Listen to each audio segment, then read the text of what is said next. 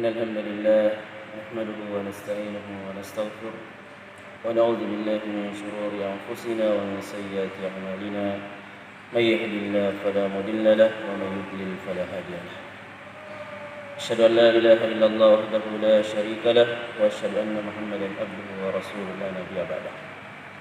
Alhamdulillah, segala puji bagi Allah Tuhan semesta alam. Salawat serta salam kepada junjungan kita Nabi Allah Muhammad sallallahu alaihi wasallam, kepada keluarganya, para sahabatnya dan seluruh umat yang senantiasa konsisten dengan ajarannya hingga yaumul qiyamah. Baik, insyaallah pada hari ini kita akan membahas tentang sunnah-sunnah dalam berpuasa. Pemirsa NFM channel dimanapun Anda berada,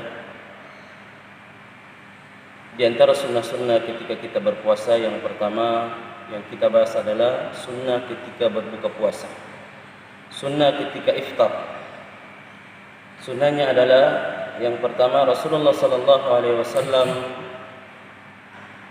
telah menyampaikan kepada kita untuk senantiasa menyegerakan berbuka puasa. Artinya di sini adalah ketika waktu buka puasa telah tiba, maka hendaklah kita menyegerakan berbuka puasa. Kemudian sunnah yang kedua dari buka puasa adalah hendaknya berbuka dengan kurma basah. Jadi Nabi SAW sunnahkan kepada kita berbuka dengan kurma yang basah. Jika tidak ada kurma yang basah, maka dengan kurma yang kering. Bahkan bilangannya telah disebutkan oleh Nabi SAW bahwa sesungguhnya Allah suka kepada bilangan yang ganjil, 1, 3, 5 dan seterusnya. Namun jika tidak ada, maka berbukalah dengan air putih atau makanan-makanan yang manis. Kemudian sunnah yang ketiga yang harus kita perhatikan ketika berbuka puasa, yaitu hendaknya membaca doa buka puasa.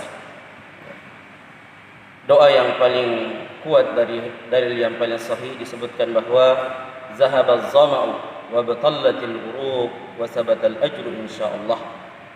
Atau boleh juga membaca Allahumma lakasumtu wa bika amantu wa ala rizqika aftartu bi rahmatika ya arhamar rahimin. Itu sunnah-sunnah berkaitan dengan buka puasa. Kemudian yang kedua, sunnah yang berkaitan dengan sahur. Nabi SAW sangat menganjurkan sunnah bagi kita untuk bersahur. Bahkan para ulama menyebutkan bahwa sunnah ini adalah sunnah muakkadah, sunnah yang menghampiri wajib. Maka kata Nabi SAW, tasahharu fa inna fis sahuri barakah. Bersahurlah kalian karena sesungguhnya pada sahur itu terdapat berkah. Di antara sunnah sahur, di antaranya juga adalah mengakhirkan waktu sahur. Jadi beda dengan iftar tadi, menyegerakan ketika tiba waktu iftar maka hendaklah bersahur, hendaklah berbuka. Akan tetapi untuk sahur ini Nabi SAW menyebutkan akhirkanlah waktunya untuk bersahur. Yang paling afdal mengakhirkan waktunya. Ada beberapa manfaat yang kita dapatkan ketika kita mengakhirkan waktu sahur kita, yaitu kita tidak tertidur lagi menunggu waktu subuh. Jangan sampai kita terlalu cepat sahur sehingga kita masih ada waktu untuk tidur berbaring, sehingga kadang salat subuh itu terlewatkan, terlambat kita melakukan salat subuh. Kemudian di antara sunnah sahur, Nabi SAW sunnahkan kepada kita untuk bersahur dengan kurma kering. Akan tetapi jika tidak ada, maka dengan seperti kebiasaan kita bersahur dengan makanan yang lengkap, nasi, lauk pauk.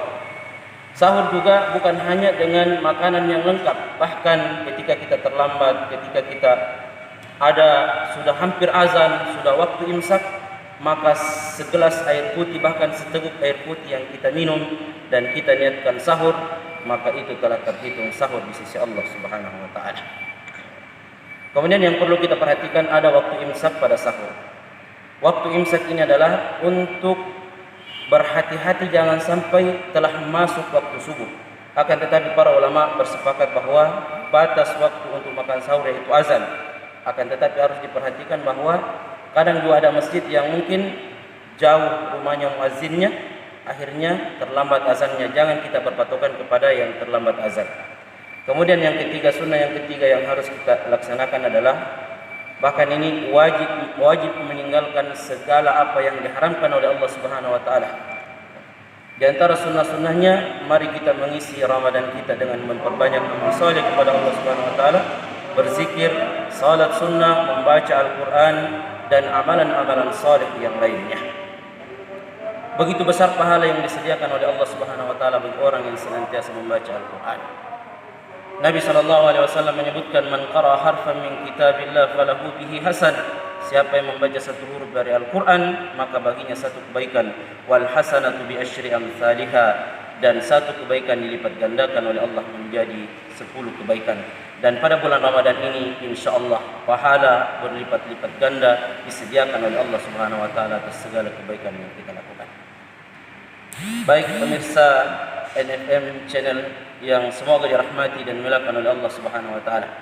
Terakhir kami mengingatkan kepada ayah bunda, ananda Sekolah Islam Terpadu Nurul Fikri Makassar untuk senantiasa menyalurkan zakat, infak dan sedekahnya, saling berbagi bersama Nurul Fikri Makassar bekerja sama dengan Izi Makassar.